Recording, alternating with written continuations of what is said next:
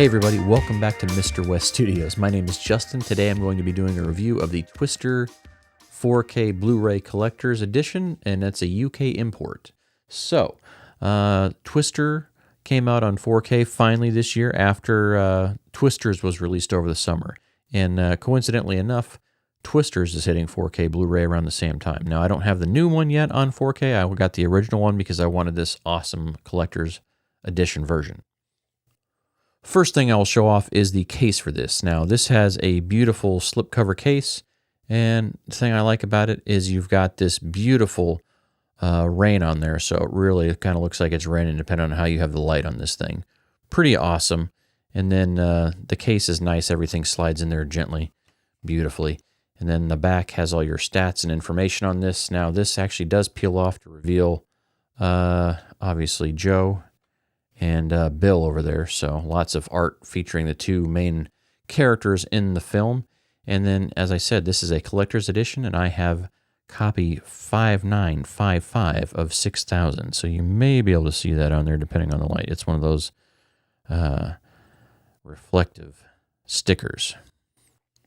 Now, this is a steelbook, and lately I've been trying to collect 4K steelbooks. That's kind of been my thing, getting back into physical media. I kind of took a break from collecting so much physical media just due to the space that it takes up. But with the way things are on the streaming realm anymore, it's so hard to make sure you have everything you want all the time. Plus, I am a collector, and I like these collector's editions. So, obviously, you got the classic Twister poster art here on the front.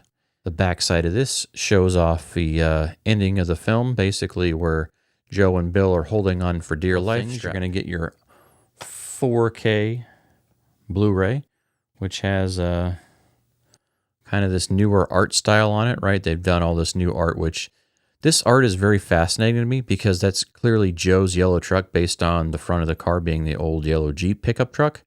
Yet they've kind of made it look red in here to kind of make it look like it's Bill's. So it's confusing unless you're a diehard movie nerd like me. You also get the classic standard version on Blu-ray, and that has the classic kind of poster art on there, so easy to tell the difference.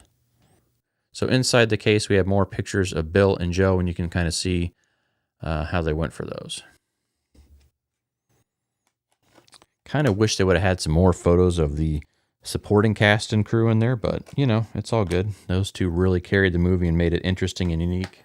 So a little booklet here, exclusive to this box set. Wish they'd make another book about the entire making of this film, but this is what they have with it. So lots of tidbits and information in here. If you can find a copy of this collector's edition, I would highly recommend it. But if not, you know, I'd still recommend you grab the 4K release. Also includes a poster for display. And now this is a double-sided poster. And it's pretty interesting because they've did all this new 4K art. So one side of the poster is this 4K artwork that has the cow. It has the yellow truck looking red. But for me, as a purist, a diehard Twister fan, I'm going to display the classic original poster. This thing is just such a beauty. It just takes me back to when this movie came out in theaters. I was lucky enough to see this movie opening weekend. Growing up in the Midwest here in Kansas City, there's always the threat of tornadoes every spring and summer as we have just being in Tornado Alley here, basically. So a movie about tornadoes written by Michael Crichton and his wife, and, you know, we're huge fans of Jurassic Park in the house, those types of things. This was really something that got us into the movie on opening day. So my parents picked myself up from school with my siblings, and we all went to one of the theaters and went to the first showing after school, and it was a pretty awesome way to see a movie on a Friday night. Postcards is kind of how they're labeled or described as. So I'll try to show these off to you, but some set photos here, basically still shots from the movie, just showing off different things. So that hill that they're on right there for this scene, Joe and Bill, that actually was filmed in Iowa, and I've actually been to that location. A couple of years ago, I went and celebrated the 25th anniversary of this film with my other show that I'm on as a co-host at. It's called Strange Glow Video. At the time, we were called the Frog Rose Podcast, but if you swing by that channel, you can check out all of our sites, videos, location videos, see all the behind-the-scenes stuff there that we did. More Bill and Joe. And then this hill, too, is also that Twister Hill, and that's in Iowa. So Some of the filming they did in Iowa, the two bigger scenes that are easy to go find and do a sightseeing on if you're in the area, is to go check out the farmhouse that's at the end of the film. That was in Iowa. So we were able to get up there and see it from across the street or on the street. It's privately owned now, and they're not huge fans of the movie fans coming by and looking at it, so we didn't go on their property. We just looked at it from the street, but it was still pretty impressive to see in person. And then that hill shown there, that hill is in Iowa, and they're very proud of that. They have some signs up there basically saying Twister Hill. Fun little fact about that hill is that none of the utility poles or light poles that were on that street in the movie were actually physically there. So those were all done in post-production, and then they had, I believe, a few pieces on set to have some real light posts and everything fall over on set. But for the most part, you go there and it looks close, but you're like, where'd all the utilities go? And they just weren't actually there. And then the last one is a still of the gigantic pyrotechnics they had on site for the film, which the film did a great job of utilizing CGI and a combination of practical effects, which, you know, everyone is dying for these days in new movies. You know, they want that mix. And back then, there was standard format was to do things however you could make it look the best. So whether that was in the computer or whether that was in real life or whether that was a combination. And Twister really nailed it in a great way. So that is the 4K collector's edition of the movie. Now, that being said, I do have a decent little Twister collection. Also have the original here on VHS. I have a DVD copy of it, and that came in one of those DVD cases that had a little clip that opened up. And then the other piece of that is the Twister Laserdisc, right? So, no, this is not a record. This is the Laserdisc. And so for the 25th anniversary, we went down to Waukeeta, Oklahoma, and I was able to get Sean Whalen's autograph here and Wendell Josepher's autograph on here, and then one of the locals from Oklahoma that lived down near Waukeeta that was in the film. She was the flashback mom, and they kind of see after Waukeeta was hit by the tornado, she's the mom hugging her child there that Joe looks at and kind of is reminded of her mother and her upbringing after the tornado she experienced at the beginning of the film. So for the 25th anniversary, we had some behind-the-scenes access to the Twister Museum in Waukeeta. Very cool place to go and visit. So I do have a few things I'll show off from that. So when the film was made there, they had some Twister production envelopes and things like that. So if they're mailing anything out for production, they had these custom envelopes made up that they were mailing. Well, they left some of these behind, so the Twister Museum actually had some of these for sale. So threw that in the collection. Classic to see a 32-cent stamp. Have one of these in the collection. I don't know how many people have that, but I'm happy to have one. Couple of postcards, right? So the Waukeeta Water Tower, like that's such an iconic piece of the movie. And originally in the movie, I found out from the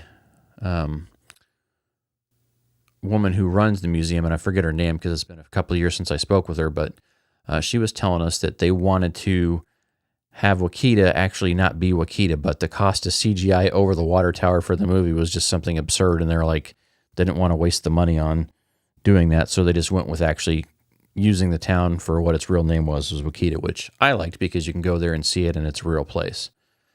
And then for the 25th anniversary, they did some custom postcards here. You know, this kind of just shows off the Twister Museum and celebrates that, but on the back, this was a limited edition postcard, so I had to get one of the collector's versions there for the 25th.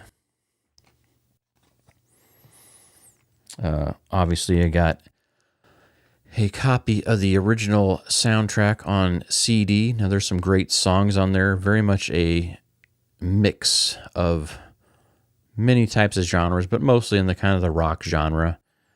Twisters actually went a different direction and went mostly country, I think, just to kind of catch that modern vibe of rural America. And so I think that kind of fits well for that movie. And then a couple other cool pieces in the collection. So I have a Dorothy sensor replica that I picked up at the museum there. Now this actually has one of the throwback Pepsi cans that they used on this one for the fan blades on it, which I thought was pretty cool. Now this one does light up. It just kind of cycles through. So this isn't the most accurate replica out there, but it's really cool to have one of these anyway. and the fact that I was able to get it at the Twister Museum, like, really kind of lends some credibility to it, right? You can probably find a more accurate version on Etsy or on eBay if you're looking for it. A couple other pieces I have in the collection are books, right? So I talked about the little booklet that came with the movie. Well, believe it or not, they actually released a book version of the script that Michael Crichton and Marie Martin wrote, which is his wife, or was his wife, before he passed away. And they wrote this screenplay together. So the interesting thing about this is this has some different character names in there. So they renamed some of the supporting cast members. Has the basic premise of this movie in there. So obviously they revised it some for shooting and kind of made it the movie that we all know and love. But very interesting to read this and compare it to the completed film so you can kind of see where it started and where it went. So I love those kind of behind the scenes things so you can learn more about the film. And then they had another book out there they released, and this one is called Twister, The Science of Tornadoes and the Making of an Adventure Movie. Now, I've read through a good portion of this just kind of casually. I haven't finished it, just haven't had the sense of urgency for it, but this one talks about tornadoes and science about it. Pretty interesting read here. I'm hoping the last third of this will talk more about the making of the movie itself, just so I can kind of get a better idea of that. I love knowing how movies were made. And so, since I love knowing how movies were made, I also have a copy of the Cinefex magazine, issue number 66 from June of 1996. So this one featured Dragonheart, Twister, James and the Giant Peach, and as I flipped through here earlier, I noticed they had a couple of little blurbs about one of the first sequels they did for Tremors, which is pretty neat to see in there. So as you jump into here, you can kind of see that they called this segment Riders on the Storm. Beautiful artwork. You can kind of see that there. So more behind the scenes making of anecdotes and information on how this movie was made and how they combine practical effects with everything else. So I love that behind the scenes stuff. And then obviously Twisters came out this year, a worthwhile sequel, I thought. I know some people didn't like it. Some people wanted it to be a direct follow-up with characters-wise. I thought it was a great sequel for an in-universe movie. Acknowledges what the first movie did subtly without making you have to have had seen it a million times or know it. As a huge fan, I appreciated the nods and kind of the throwbacks they gave in there, but I also love the new characters. So I grabbed a few things from the new film as well. Now, I don't have that on 4K yet, but I'm planning on getting that. But Total Film Magazine, which is a UK magazine, they do some great stuff if you're still into reading print material and stuff like that. Total Film's an excellent one. You can usually find these in the US. You can special order them, or occasionally your Barnes & Nobles that has a magazine section should have these in every month. And then the Empire magazine, also a UK magazine, did the Beetlejuice cover here, but also talks about Twisters, A Quiet Place Day One, Horizon, Alien Romulus, so kind of the summer blockbusters, but I like to get those magazines, throw them in the collection, kind of capture that moment in time. Some of my favorite pieces, though, from Twister that I have in the collection are from actually film locations. So in Waukeeta, Oklahoma is where Aunt Meg's house was. So the house that they actually used for Aunt Meg's house was destroyed for the filming of that movie. They haven't rebuilt there since, so it's basically just the empty lot. There's lots of cool little windmills there. There's a little community garden. The brick path leading up to the house was still there, and so I was able to get a piece of brick from the house there where it was. And then another film location where we see Joe's car get picked up by the Twister. The yellow Jeep gets picked up and tossed and thrown on the road. We went by there. That little bridge that Joe and Bill kind of hide under there on the side of the road is not there anymore, but the wooden posts are still on the ground, so I was able to get a little piece of memorabilia from that as well. So got some real life movie collection pieces. It's kind of one of those things, like I know a ton of people had gone and collected pieces from the Evil Dead cabin until there's basically nothing left there anymore to get. So kind of neat to have those in the collection. But yeah, that's my Twister and Twisters collection. I also have a replica shirt that I made and designed of the Not My First Tornado shirt. You can find that over on the TeePublic at Strange Glow, which I'll link in the comments below. And then on our Etsy page, I do sell 1.5-inch buttons that are Twisters inspired. So there's a couple of different versions on there. So if you know a huge fan of the movie on that, get yourself some Flair over there. They're super cheap, quick to ship out. Take pride in how I handle that store. Anyway, I hope you liked this video. Please like and subscribe if you're not already, and I will see you back here soon with more fun entertainment.